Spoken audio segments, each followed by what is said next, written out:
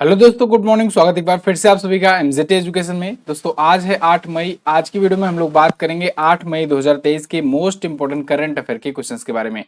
पूरी वीडियो ध्यान से देखिएगा, पूरी वीडियो डिटेल में आपको समझाई गई है।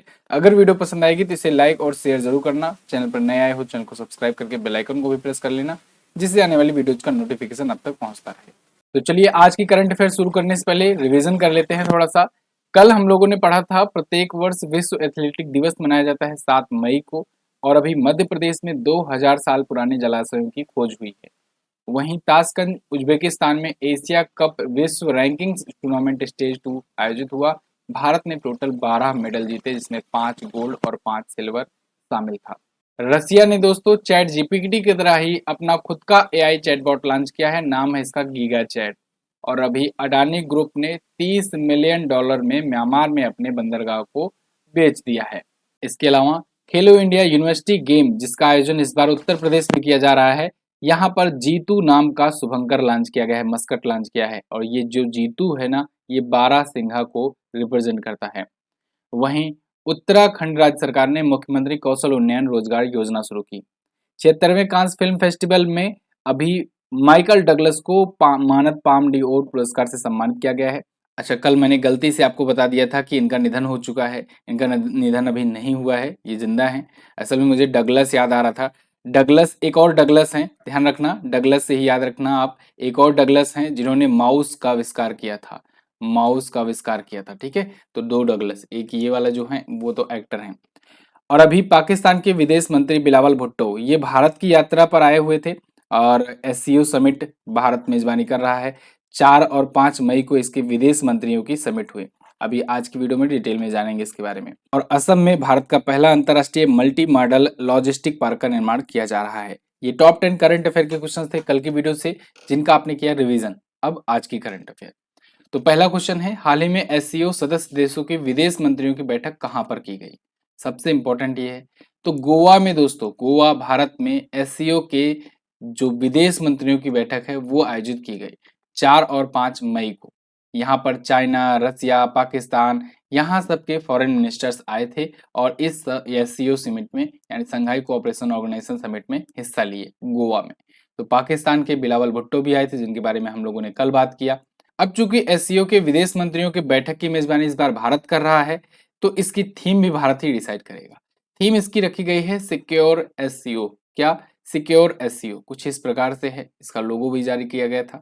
भारत और पाकिस्तान दोस्तों एससीओ के सदस्य बने थे 2017 में। ये इंपॉर्टेंट पॉइंट है, यहां से क्वेश्चन बन सकता है।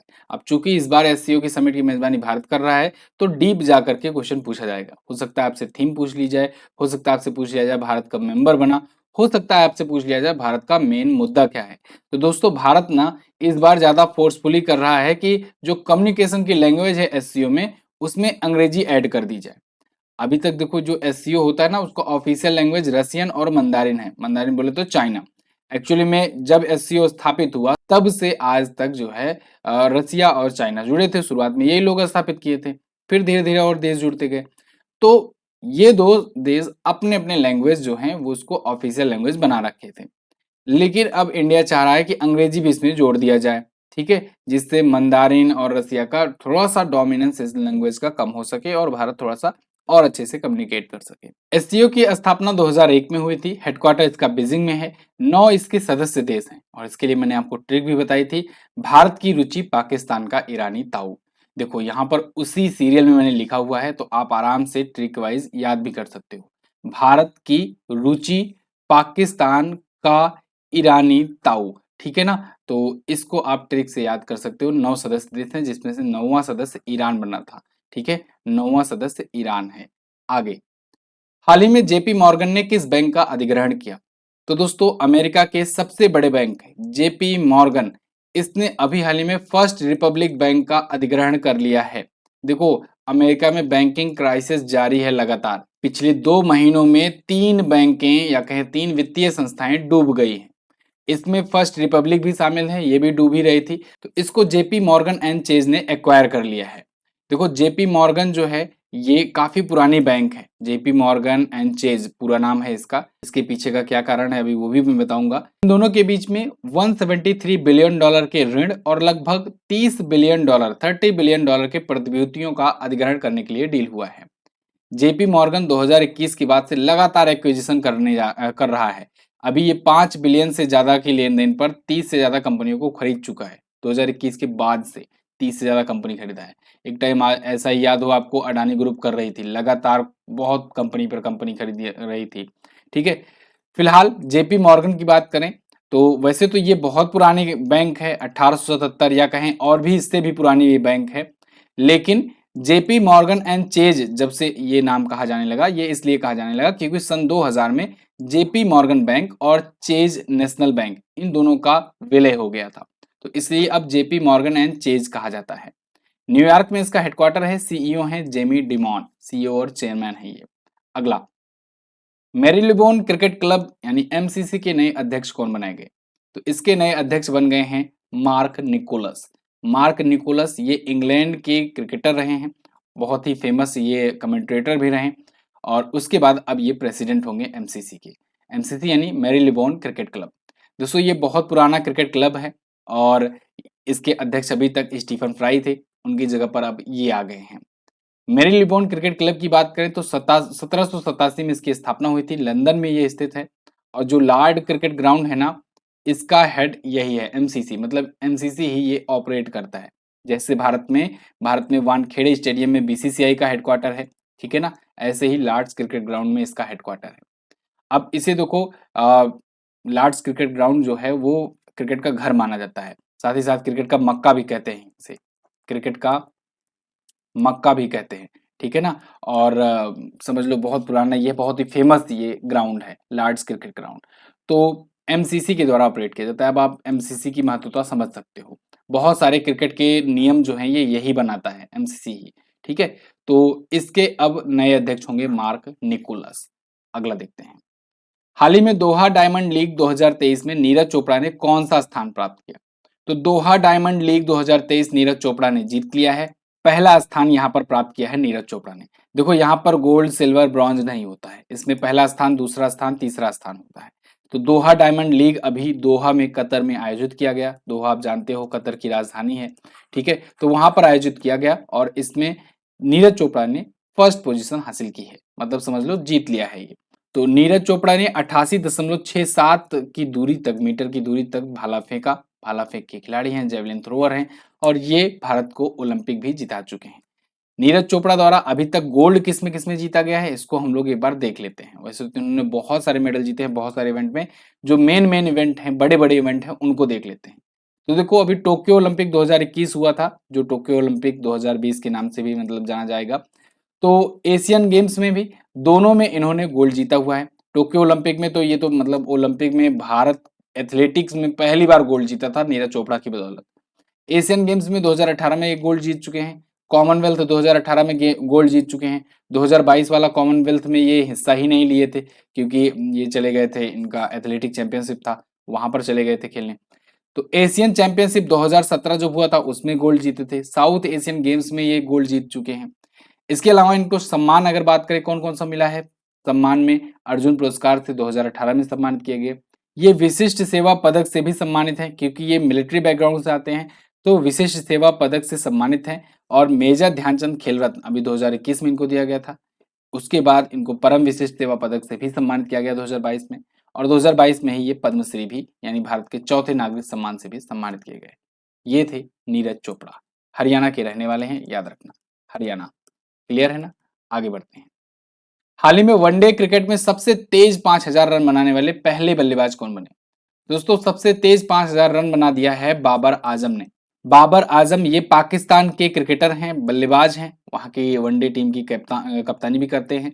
तो इन्होंने ओडीआई मैचेस में, वनडे इंटरनेशनल मैचेस में 5000 रन का स्कोर कंप्लीट कर लिया है अपना टोटल, और वो भी फास्टेस्ट, सबसे तेज। इन्होंने हासिम अमला का रिकॉर्ड तोड़ा है, ठीक है। यहाँ पर देखिए इन्होंने 97 पारियों में 5000 रन बनाए, जबकि हासिम अमला जो है वो 101 पारियों में 5000 रन पूरा किए थे, जो कि साउथ अफ्रीका के हैं। तो उनका रिकॉर्ड ये तोड़ दिए हैं बाबर आजम। इन्होंने न्यूजीलैंड के खिलाफ ये रिकॉर्ड तोड़ा है। अच्छा, इसमें दो और नाम आप जोड़ लीजिए, विराट कोहली भी शामिल है। विराट कोहली जो है ये चौथे नंबर पर है, 114 पारियों में ये बनाए थे। ठीक है, सबसे तेज 5000 रन बनाने वालों में विराट कोहली का भी नाम है। 114 पारियों में बनाए थे, ये चौथे स्थान पर है, क्योंकि तीसरे स्थान पर विवियन रिचर्ड्स हैं। अब चूंकि ये पहले बनाए थे इसलिए उनको तीसरे स्थान पर रखा गया है, और विराट कोहली बाद में आए तो इनको चौथे स्थान पर रखा गया है। ठीक है, लेकिन आप ये समझो टॉप 3 कह लो या कहो टॉप 4 की ये लिस्ट है। आगे, हाल ही में विश्व अस्थमा दिवस कब मनाया गया? तो दोस्तों विश्व अस्थमा दिवस 2023 ये मनाया गया 2 मई को। अब देखो ये 2023 इसलिए मैंने लिखा है क्योंकि ये हर साल 2 मई को ही मनाया जाए ये जरूरी नहीं है। एक्चुअली में इसके पीछे का रीजन ये है कि वर्ल्ड अस्थमा डे जो होता है ये प्रत्येक ईयर मई मंथ के फर्स्ट ट्यूसडे को मनाया जाता है। ठीक है ना, फर्स्ट मंगलवार को मनाया जाता है मई के। तो इस बार मई का पहला मंगलवार पड़ा था 2 तारीख को, 2 मई को, इसलिए 2 मई को मनाया गया। अस्थमा जो रोग होता है, जो सांस से संबंधित रोग होता है, उसके बारे में जागरूकता बढ़ाने के लिए और बेहतर मैनेजमेंट देखभाल के लिए ये दिवस मनाया जाता है। दोस्तों अभी एक रिपोर्ट आई थी जिसमें बताया गया था कि भारत में लगभग 70 से 80% लोगों को अस्थमा है, लेकिन उनको पता भी नहीं है कि उनको अस्थमा है, मतलब सांस की बीमारी है। ठीक है, अस्थमा कई स्टेज में होते हैं, कोई जरूरी नहीं है कि आप बिल्कुल भयंकर वाले स्टेज में हो। कभी कभी क्या होता है, हल्का सा धूल मिट्टी वाले या धुआं वाले एरिया में भी आपको सांस लेने में तकलीफ हो रही हो, ठीक है, तो वो भी अस्थमा की शिकायत हो सकती है। बहुत सारी चीजें होती हैं। तो देखो इस बार की थीम रखी गई है अस्थमा केयर फॉर ऑल। क्या? Asthma care for all. 1998 से ये दिवस मनाया जाना शुरू हुआ है। ये जीना के द्वारा मनाया जाता है। जीना बोले तो global initiative for asthma. Okay, अभी जो भी महत्वपूर्ण दिवस आए हैं उनको देख लीजिए मई महीने के। आगे बढ़ते हैं। अच्छा, एक और जरूरी सूचना, देखो उत्तर प्रदेश जीके और करंट अफेयर इसकी अपडेटेड ई बुक आ चुकी है। तो जो लोग वीडियो एग्जाम को टारगेट कर रहे हैं, या यूपीपी या यूपीएसआई या यूपी पेट, कोई भी मतलब यूपी एग्जाम को अगर टारगेट कर रहे हो आप, तो ये सबसे बेस्ट ई बुक हो सकती है आपके लिए। इसमें चैप्टर बाय चैप्टर हर एक चीज दिया गया है, प्रैक्टिस वेट भी शामिल है, और लास्ट में जो खास बात है ना कि 250 प्लस, लगभग 250 प्लस कंप्यूटर के क्वेश्चन, इसके अलावा उत्तर प्रदेश का अपडेटेड करंट अफेयर, ठीक है, 2021 से लेकर 2023 तक का, ये भी इसमें शामिल है। तो इस ई बुक को आप एमजेटी ऐप पर प्राप्त कर सकते हो। जैसे आप हमारे बाकी के ई बुक्स लेते हो, लास्ट 6 मंथ हुआ या फिर मंथली हुआ, वैसे इसको भी आप ले सकते हो। आपको जाना है एमजेटी ऐप पर, वहां पर स्टेट वाइज करंट अफेयर में जाना है, और यूपी की अपडेटेड ई बुक 2023 वाली जो है इसको सिलेक्ट करके परचेज करना है। ठीक है, या फिर आप व्हाट्सएप भी कर सकते हो, सिंपली व्हाट्सएप पर भी यूपीआई के माध्यम से ले सकते हो। आगे बढ़ते हैं।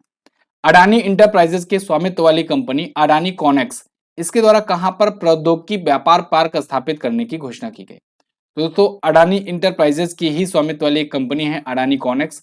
ये वाइजैग में, वाइजैग कहां पर पड़ता है? वाइजैग एक्चुअली में विशाखापत्तनम का ही दूसरा नाम है। विशाखापत्तनम का ही दूसरा नाम है वाइजैग, शॉर्ट फॉर्म में से कहते हैं। तो वाइजैग आंध्र प्रदेश में ये स्थापित किया जाएगा अडानी कॉनेक्स के द्वारा। अच्छा, विशाखापत्तनम आपको याद आ रहा होगा, कुछ दिन पहले ही आंध्र प्रदेश के जो सीएम हैं वाईएस जगनमोहन रेड्डी, इन्होंने घोषणा की थी कि अब हम लोग विशाखापत्तनम को अपनी राजधानी बनाएंगे। यूएसए तो पिछले 2-3 सालों में 2-4 बार राजधानी को बदलने की बात कर चुके हैं, कभी 3 राजधानी की बात करते हैं, कभी अमरावती से हटाने की बात करते हैं। फिलहाल लेटेस्ट वाली जानकारी ये है कि ये विशाखापत्तनम में बनाने जा रहे हैं। और जब वहां बनाने जा रहे हैं तो उससे पहले अडानी कॉनेक्स ने कहा ठीक है अब हम भी यहाँ पर कुछ बनाएंगे, क्योंकि राजधानी में फिर हो जाएगा ये। ठीक है, तो आंध्र प्रदेश के वाइजैग में ये टेक्नोलॉजी बिजनेस पार्क स्थापित किया जाएगा, जो कि इंटीग्रेटेड डाटा सेंटर भी होगा, और ये जो होगा भारत के सबसे बड़े हाइपर स्केल पार्क्स में से एक होगा। अडानी ग्रुप पिछले 2-3 दिनों से चर्चे में है। एक तो पहला अभी ये चर्चे में आया था कि $30 बिलियन में इसने क्या किया, म्यांमार में जो अपना बंदरगाह है उसको सोल्ड आउट प्रक्रिया पूरी कर ली है। ठीक है ना, मतलब कि सेल करने की घोषणा तो बहुत पहले से कर चुका था, लेकिन अब वो प्रक्रिया पूरी हो चुकी है। इसके अलावा अडानी ग्रुप पर ही तो हिंडनबर्ग का रिपोर्ट आया था, और हिंडनबर्ग की रिपोर्ट के बाद अडानी ग्रुप जो है लगातार गिरने शुरू हो गया था, और तीसरे नंबर से 24वें नंबर पर गौतम अडानी पहुंच गए थे दुनिया के सबसे अमीर व्यक्तियों में। अगला है, हाल ही में एसीसी पुरुष प्रीमियर कप का खिताब किसने जीता? इसको जीत लिया है नेपाल ने। और एसीसी पुरुष प्रीमियर कप का खिताब जीतते ही ये एशिया कप के लिए क्वालिफाई भी कर लिया है। यहां पर देखो आप इमेज, ये पहली बार क्वालिफाई हुआ है एशिया क्रिकेट कप के लिए। एशिया कप होने वाला है और मतलब मेजबानी तो इस बार पाकिस्तान कर रहा है, लेकिन देखो पाकिस्तान में होता है कि नहीं। लेकिन नेपाल ने फिलहाल इसको क्वालिफाई करने के लिए यूएई को हराया है। यूएई को हरा करके ये क्वालिफाई कर गया है सक्सेसफुली, मतलब इसको क्वालिफाई करने के लिए एक टूर्नामेंट ये जीतना था जिसको जीत लिया है। नेपाल टीम के कैप्टन है रोहित पौडेल और इनकी कप्तानी में यूएई को हरा करके नेपाल फाइनल जीत गया है। अच्छा, सितंबर में आयोजित होगा एशिया क्रिकेट कप, तो उसमें ग्रुप ए में भारत और पाकिस्तान साथ है और उसी के साथ ये भी जुड़ जाएगा, नेपाल भी। पाकिस्तान को इस बार की मेजबानी करना था, लेकिन अभी इसमें बहुत संशय है, इसको हम लोग एग्जैक्टली नहीं कह सकते, इसीलिए मैंने यहाँ पर लिखा हुआ है पाकिस्तान को करना है। लेकिन अब देखो पाकिस्तान करेगा कि नहीं, क्योंकि इंडिया ने साफ कर दिया है अगर पाकिस्तान मेजबानी करेगा तो भारत की टीम वहां पर पाकिस्तान में नहीं जाएगी खेलने, इनको वेन्यू चेंज करना होगा। और अगर वेन्यू चेंज करना होता है तो पाकिस्तान को आयोजित करने का कोई फायदा ही नहीं, मतलब जब तक पाकिस्तान में नहीं होगा तो पाकिस्तान की कमाई उतना बढ़िया नहीं हो पाएगी। तो देखिए क्या होता है, जो भी होगा आपको अपडेट करूंगा मैं। फिलहाल तो ये सितंबर में खेला जाना है। एशिया क्रिकेट कप आया है तो पिछली बार का विजेता तो आपको पता ही होना चाहिए।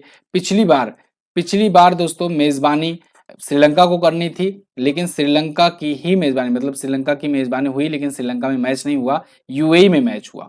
यूएई में मैच हुआ और उसको जीता कौन? श्रीलंका ही जीता था। श्रीलंका ही विजेता रहा था पिछली बार। इस बार भी पाकिस्तान को मेजबानी करनी है, लेकिन देखो कहां पर होता है ये इवेंट। आगे, हाल ही में ओलंपिक रजत पदक विजेता निजेल अमोस पर डोपिंग के लिए कितने साल का बैन लगाया गया? तो दोस्तों निजेल अमोस ये भी आ चुके हैं चपेट में। इन पर 3 सालों का बैन लगा दिया गया है। ये भी प्रतिबंधित पदार्थ पाए गए सेवन करते हुए, और इसी वजह से डोपिंग का चार्ज इन पर लगा और डोपिंग के मामले पाए गए और ये 3 साल के लिए बैन कर दिए गए। ओलंपिक में सिल्वर मेडल ये जीत चुके हैं। यहाँ पर देखिए ये हैं निजेल अमोस, ठीक है, ये बैन कर दिए गए हैं। तो इनको एथलेटिक्स इंटीग्रिटी यूनिट के द्वारा यानी एआईयू के द्वारा बैन किया गया है। अब देखो एआईयू जो है ना, ये संस्था एथलेटिक्स पर काम करती है केवल, और जैसे कि मैंने आपको बताया था ऐसे ही एक संस्था है वाडा और भारत में ऐसे ही संस्था है नाडा, ठीक है, जो डोपिंग मामलों को जांच करता है। नाडा मतलब नेशनल एंटी डोपिंग एजेंसी, जो कि भारत में काम करेगा, सेम चीज भारत में खिलाड़ियों को देखेगा, चेक करेगा कि ये डोपिंग का इस्तेमाल तो नहीं कर रहे हैं। और वाडा जो है ना, ये वर्ल्ड एंटी डोपिंग एजेंसी है। वर्ल्ड एंटी डोपिंग एजेंसी जो है ये दुनिया भर के खिलाड़ियों को चेक करता है, ठीक है, ये सबसे बड़ी संस्था है। और ये अगर बैन लगाता है ना तो समझो बहुत दिक्कत होती है। फिलहाल एआईयू ने इन पर लगाया है बैन। ये 800 मीटर स्पर्धा में रजत पदक जीते थे, ठीक है। और कहाँ के रहने वाले हैं ये? तो ये बोत्सवाना के रहने वाले हैं। कहाँ के? बोत्सवाना के रहने वाले हैं। इन्होंने प्रतिबंधित पदार्थ GW1516 का सेवन किया था, जो कि बैंड है। आगे, ओलंपिक गोल्ड मेडलिस्ट और पूर्व विश्व चैंपियन टोरी बोवी का निधन हो गया। ये किस देश की खिलाड़ी थी? तो ये दोस्तों धावक थी अमेरिका की, और इनका महज 32 साल की उम्र में निधन हो गया है। ओलंपिक गोल्ड मेडलिस्ट थी और पूर्व विश्व चैंपियन भी थी। तो देखिए यहाँ पर 32 साल की उम्र में इनका निधन हुआ। और बड़ी बात तो ये है कि इनका नेचुरली डेथ नहीं हुआ है, ये अपने घर में मृत पाई गई। और इससे भी बड़ी बात यह है कि ये 7 महीने की प्रेग्नेंट थी। तो इनकी डेड बॉडी मिली है इनके घर में, फ्लोरिडा स्थित इनके घर में, और महज 32 साल की उम्र में पूर्व विश्व चैंपियन और ओलंपिक चैंपियन ने दुनिया छोड़ दी। तो 100 मीटर में विश्व चैंपियन धावक यही रह चुकी हैं। 2016 रियो ओलंपिक में 3 ओलंपिक पदक इन्होंने देश के लिए जीते थे, जिनमें यूएसए की रिले टीम में भी इन्होंने एक पदक जीता था। 2017 में ये विश्व चैंपियन बनी थी। तो ये तो थे दोस्तों आज के दिन के टॉप 10 करंट अफेयर के क्वेश्चंस। आई होप आपको वीडियो पसंद आई होगी। अगर वीडियो पसंद आई है तो इसको लाइक कीजिएगा, शेयर कीजिएगा अपने दोस्तों के साथ। कल मैंने आपसे क्वेश्चन पूछा था कि दुबई में जो होने जा रहा है ग्लोबल चेस लीग, इसका टाइटल स्पॉन्सर कौन है? तो टाइटल स्पॉन्सर है टेक महिंद्रा। बहुत सारे लोगों ने बाकी ऑप्शन को भी एक्सप्लेन किया था, जैसे टाटा जो है ये आईपीएल को स्पॉन्सर कर रहा है। बायजूस जो है इसने फीफा वर्ल्ड कप को स्पॉन्सर किया था, इस बार का जो फीफा वर्ल्ड कप हुआ था ना कतर में 2022 का। उड़ीसा गवर्नमेंट जो है ये हॉकी टीम को स्पॉन्सर कर रही है और 2033 तक करेगी। यूनिसेफ इंडिया के एम्बेसडर के बारे में पूछा गया था, तो आयुष्मान खुराना इसके करेक्ट आंसर है। आज आपको क्या बताना है? आज आपको बताना है मध्य प्रदेश में सबसे ज्यादा नेशनल पार्क हैं, ये तो आप जानते हो। कुल कितने नेशनल पार्क हैं, ठीक है, इनमें से आपको बताना है करेक्ट आंसर जो होगा। इसके अलावा खेलो इंडिया यूनिवर्सिटी गेम का आयोजन कहाँ पर किया जाएगा 2022 वाला जो होगा, और कौन सा संस्करण होगा, क्या कुछ होगा, सारा डिटेल आप बता सकते हो। चलिए बहुत बहुत धन्यवाद यहाँ तक वीडियो देखने के लिए। अगर आप हमारे ई बुक्स लेना चाहते हैं लास्ट 6 मंथ की, ये भी ले सकते हैं। यूपी जीके आ गई है और हर एक महीने की ई बुक भी आती है। आप हमारे क्वालिटी कोर्सेज भी परचेज कर सकते हैं एमजेटी ऐप पर। एमजेटी ऐप पर ही बिल्कुल फ्री में आपको पीडीएफ, स्टडी मटेरियल और बहुत सारी चीज़ें मिल जाएँगी। आप यहाँ पर जाकर इसका पूरा लाभ उठाइए। क्विज़ वगैरह तो जो आप ज़रूर रोज़ लगा लिया कीजिए। बहुत-बहुत धन्यवाद, मिलेंगे अगली वीडियो में, तब तक के लिए नमस्कार, जय हिंद, वंदे मातरम।